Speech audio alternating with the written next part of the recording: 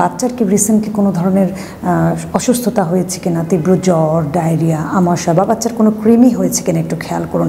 কোনো কারণে বাচ্চার মন খারাপও হতে পারে, অথবা মায়ের ফিডিং প্যাটার্নের জন্য কিন্তু বাচ্চার একটা অরুচি তৈরি হতে পারে।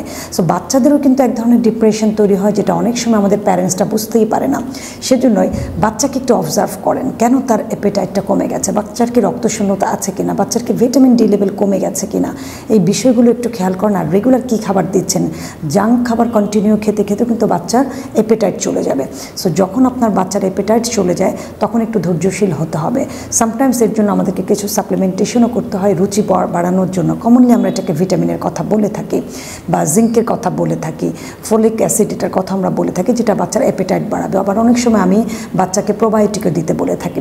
সো একটু খেয়াল করে দেখবেন যে বাচ্চার কেন অ্যাপেটাইট কমে যাচ্ছে। অ্যাপেটাইট কমে যাওয়ার পরেই সমাধানটা আমাদের জন্য সহজ হয়ে যাবে। সচেতনতায়